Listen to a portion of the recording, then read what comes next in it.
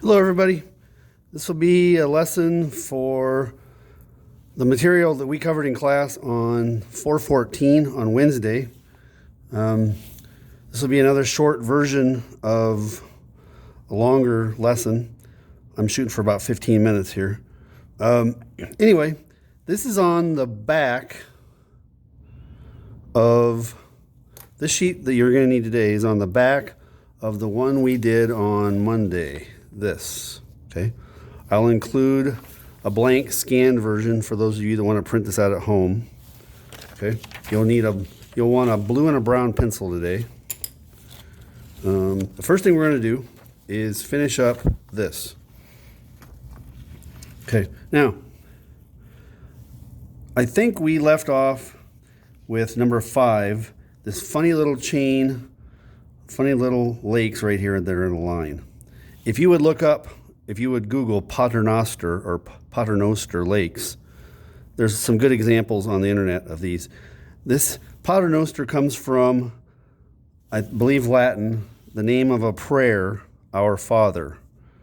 Pater's Father, Noster's Our Father. What this is referring to is, if you know what rosary beads are for prayer, if Catholics use beads on a necklace, these look like beads on a necklace. That's where this name came from. We found one picture on the internet that had 5 links right in a row. Bing, bing, bing, bing, bing, bing. Okay. All right. So the water's melting from the snow. There's a depression there filled with water, and it trickles out of there to the next one, to the next one. And then the water goes down to the end of the valley, goes down a waterfall, hits this valley, goes down another waterfall. Okay. All right. So Paternoster lakes are, I'm going to write that, guess over, where am I going to write this? Small lakes that look like rosary beads. Okay. Now, everybody in class, nobody got to number 6 that day, and here I have it filled in already. Okay. Number 6 is these things on the side of the peak. Okay. It's where rock's been pulled off, and there's a clue to his name from number 4. Okay. Number 4 is called a cirque lake because it's a lake inside of a cirque. That's what 6 is. There's 2 versions here. Those are called cirques. Okay. A cirque is I'd encourage you to Google it. A cirque is a round scar on a slope made by plucking. Okay. You're like, plucking? Yeah. Like what you do if you're getting ready to cook a bird and you have to pull the feathers off first, or what you do to a guitar string if you're not strumming it, you can pluck it. Also other stringed instruments, violin or cello, bass. It's to pull. Okay, so I'm going to give you a drawing of that, and this is the short version. Okay, so here is the drawing we did today for plucking. So here's rock, this brown stuff, and there's a crack, and water got in and froze, and the ice is going to pull that rock out. It's going to keep on going. And the definition is rock being pulled apart by ice. Okay? Glaciers are such big bullies, they can even tear mountains apart. That's what this whole picture shows you. Even though the climate changed and the weather warmed up and the glacier's gone, look at what it did before it was melted. It tore huge mountains apart, made this great big valley. Okay, that's what glaciers do.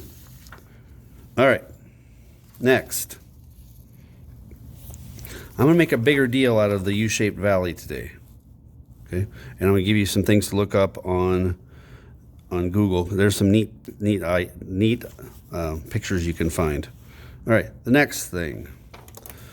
Turn the sheet over or print this out. This is Continental Glacier landforms. These were Alpine Glacier landforms. These are glaciers that attack mountains. Continental glaciers are ones that, like, think Ice Age, where a whole sheet of ice comes across the landscape. Okay? Continental glaciers are a lot bigger than Alpine glaciers. And what we're going to do in the lesson tomorrow, Thursday, is I'm going to let you see them side by side so you can see the difference. Okay? They're both made out of ice, and they're both tearing up the place, but they're completely different, and their landscapes are completely different. There's no mountains here. Okay, there's not much rock. This is a much flatter, muddier place. All right. First things first, put the date on there. All right, grab your blue. Okay, here's a lake here. That one doesn't have a number on it. Here's a lake here that has the number 6 on it.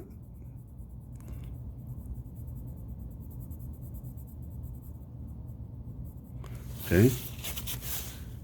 Here's a lake over here. This little tiny thing that's 2, that's a lake.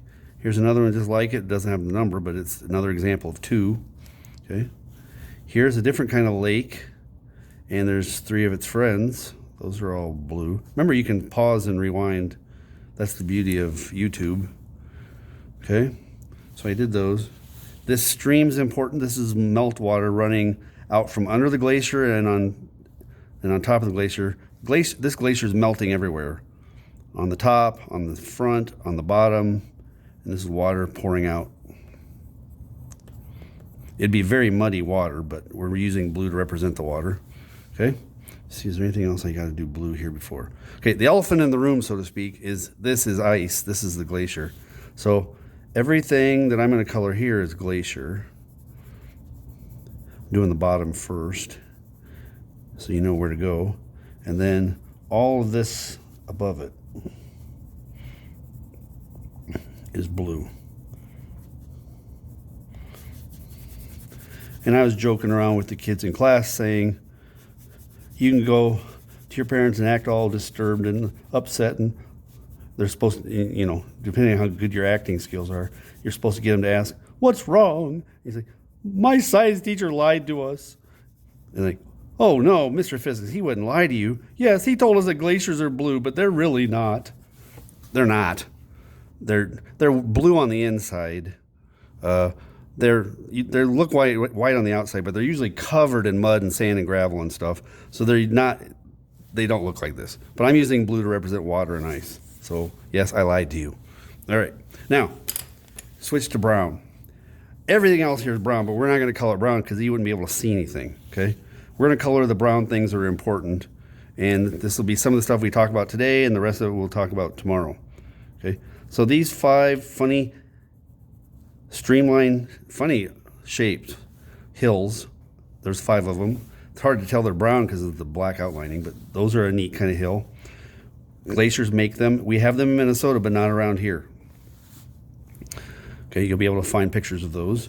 Okay, and these big rocks, there's 7 of them here. They're labeled with the number 8, but there's 7 of them on this drawing. I traced this off of a diagram. I didn't make this up freehand. To be perfectly honest with you, this is, a crazy textbook diagram where they threw everything in one small area. You wouldn't find, I don't know of a place you would find that had all of this stuff in this small of an area. Okay, all right. What else do I want to make brown? Okay. Now, see number 10 here? It's a very unusual thing. It's long and skinny. It ends out here like this. We have one that's kind of famous here in Albert Lea if you're a geology geek. Okay, I'll talk more about that one tomorrow. Okay, it's out at the state park. We used to have a whole lot of these, but they're not around anymore because people bought them and dug them up and turned them into driveways and sidewalks and basements. And this is sand and gravel that came out of the glacier, and it's worth millions of dollars. And that's why they aren't around anymore, except for the one out at the state park. I'll tell you more about that tomorrow. Okay, what else do I need to make brown? Okay, now, so these are the Continental Glacier landforms, so that's the difference, okay? These are much bigger, and where there's 10 of them on this diagram. So I'm gonna put 1 through 5 up at the top. Okay, this stands for YouTube. You can't even see it. And then down here on the bottom, I'm going to do 6 through 10. 6, 7, 8, 9, and 10. Okay, so I'll let you see what I'm talking about. There and there. All right. Put it back on a stand. All right. We're not going to get all of them done. We're not going to go in order either. Okay. All right. Now, let me get all weird on you. I made the students in class all uncomfortable. Okay. Number 6. Here's how I made them uncomfortable. If you were conceived here, that'll make you uncomfortable. If your mom and dad met here and made you here in Albert Lea, yeah. Okay. I could argue that the reason you exist is because of a lake. The lake made the town, and for whatever reason, your mom and dad were here when you were conceived. Okay. This lake here is special. It represents, okay, this is number 6. Okay. And there's not going to be a lot of room to write here either. It's going to look like I'm swearing or sound like I'm swearing, but I'm not. Okay. Number 6. It's a moraine, which is the word we have to talk about. We haven't talked about it yet. Moraine dammed lake. And this isn't damned like swearing. This is damned like plugged up. Okay? Now, like, what are you talking about in my conception? What are you talking about? Okay? See this lake here? This is water that tried to go downhill because of gravity, but this speed bump, number 3, got in the way. Okay? So Moraine dammed lake, I'm going to draw this over here so you know what I'm talking about. Okay? This is the definition. This is water stopped by number 3.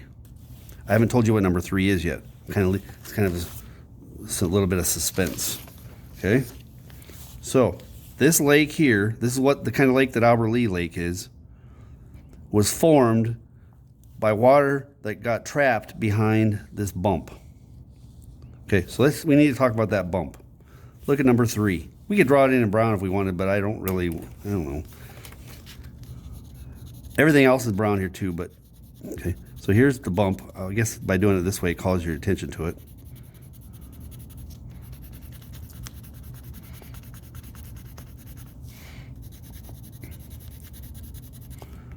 All right. I don't know how much you get out of your house and drive around. Okay. If you know different parts of town, or if you just always go to the same parts of town, you need to get out more. All right, number 3. What is that?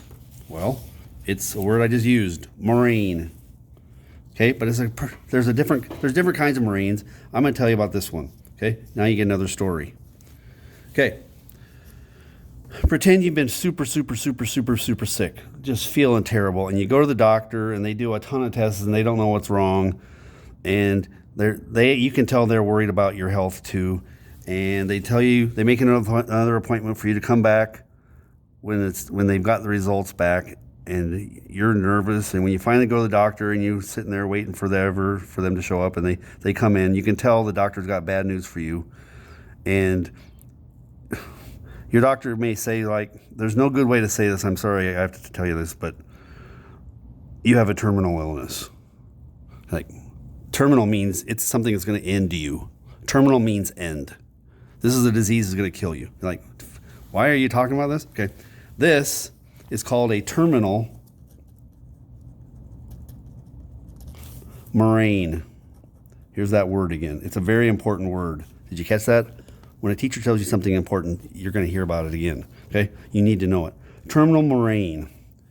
What this is a pile of sand and gravel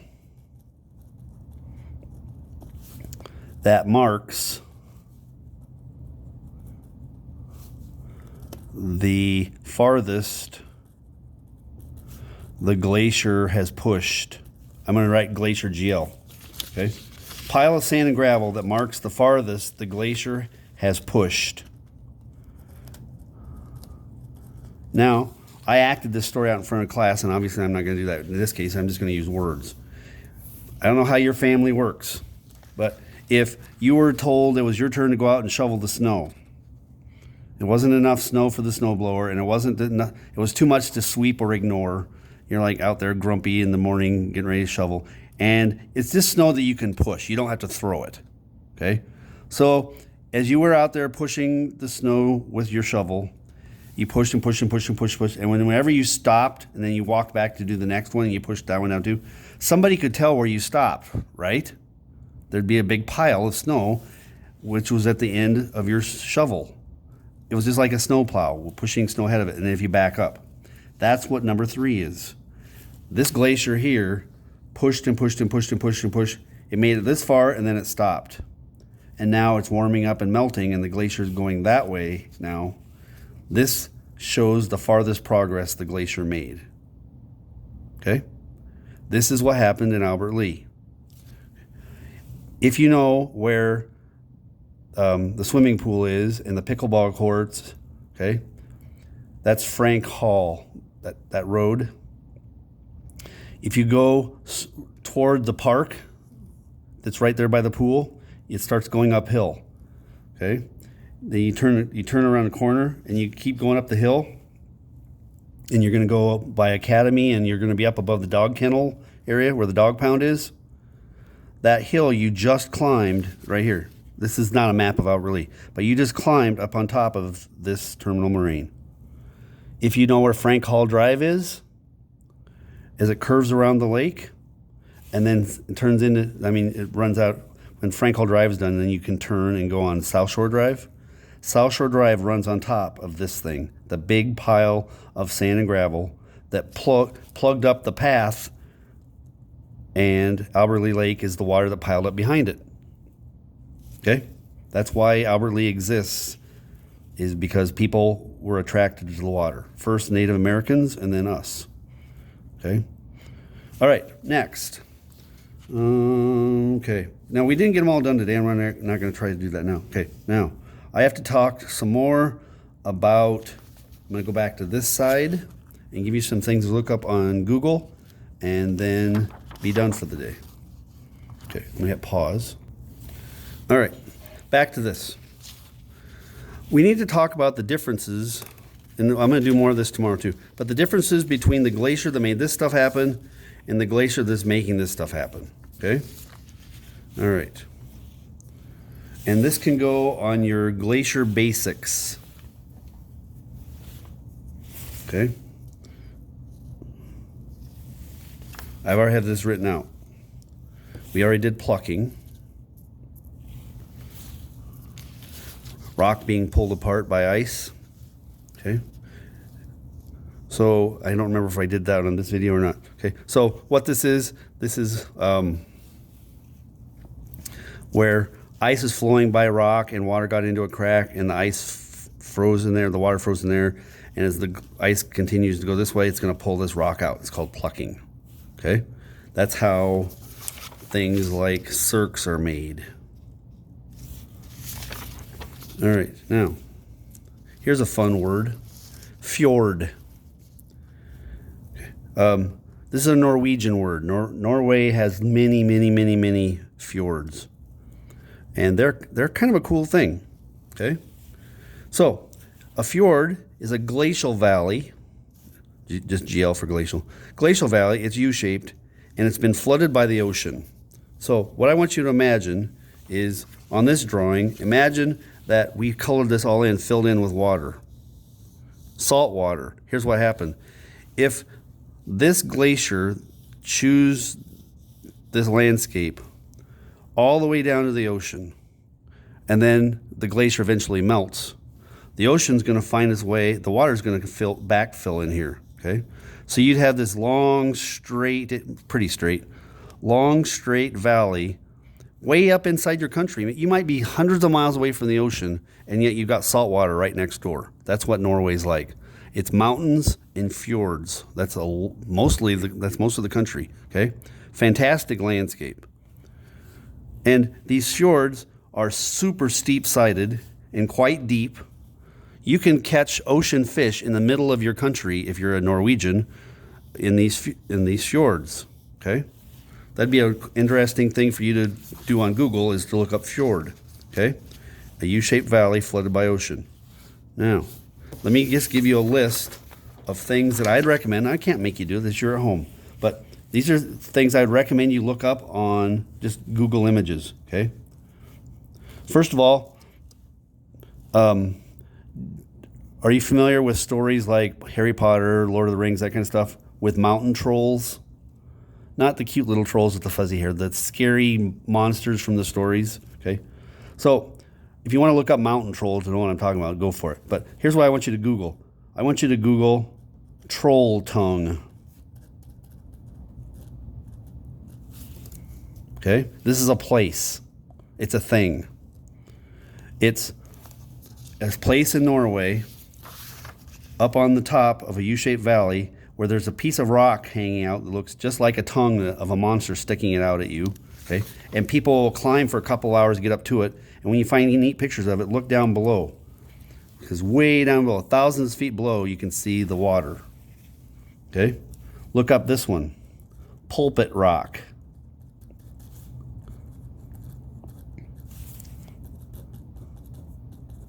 I'm just writing the date and YouTube on there. You don't have to write that. Okay. The pulpit rock. A pulpit is a piece of furniture or a platform that a preacher or a priest stands behind when they're in church giving a sermon. Type in pulpit rock and you'll find pictures of a great, great, great big rock. Again, up on the top of a U-shaped valley, and tourists hike up to get a fantastic view. If you had a parachute, you could jump right off because it's like straight down. Like it's way up here, it's straight down. Okay? If you fell off that thing, you wouldn't hit rocks for, wow, it'd be a long time.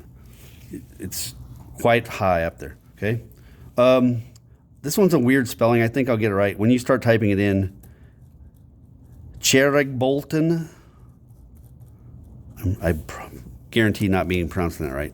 This is a fantastic, scary thing. It's a boulder that when you type that in, you're going to not believe the pictures you're going to find. It's a rock that fell off. It's way up here on the top again. There's a crack, and a huge boulder fell down in the crack and is wedged in there. It cannot get out, and people stand on it and take their pictures. And down below is the fjord, okay? Go ahead and look up fjord. Okay, those are all neat Google images that you should look at. Then this next one, this is a YouTube. Look this up. Look up Bispen Flyby. This is a place where on the side of a U-shaped valley, the poor Norwegian road engineers had to build a road. Here's a U-shaped valley. They had to build a road like this to go up the side of one of these valleys. Okay? And on those turns, they made the road a place where it was wide enough for people to stop and look down, the tourists to look down into the valley below. And the flying squirrel suit, crazy people, will fly right by and almost hit the tourists. It's a wild thing to see. Just check that out. You'll be impressed. All right. The last thing. We have to talk about the difference between U-shaped valleys and V-shaped valley. U-shaped valley versus V-shaped valley. Versus meaning we're going to compare the two. Okay? The U-shaped valley is made by ice. A V-shaped valley is made by liquid water. Made by liquid water. And liquid water is powerful, but man, ice kicks its butt. Ice is way more powerful, okay? For this one, it's eroding at the bottom of the valley. Right here. Okay? But the U-shaped valley, it's eroding on the sides and the bottom. Eroding at sides and bottom. So here's the U-shaped valley. It's eroding everywhere. Let me show you the difference. Here's a U. Here's a V. Which one's bigger? Well, obviously, the U is. Okay? A U-shaped valley is going to be bigger than a V-shaped valley because all this extra rock got taken out by the glacier. This is the extra erosion done by Glacier. Okay. All right, is there anything else I've forgotten? That looks good. I think I got it. All right, I'm gonna hit stop and post this.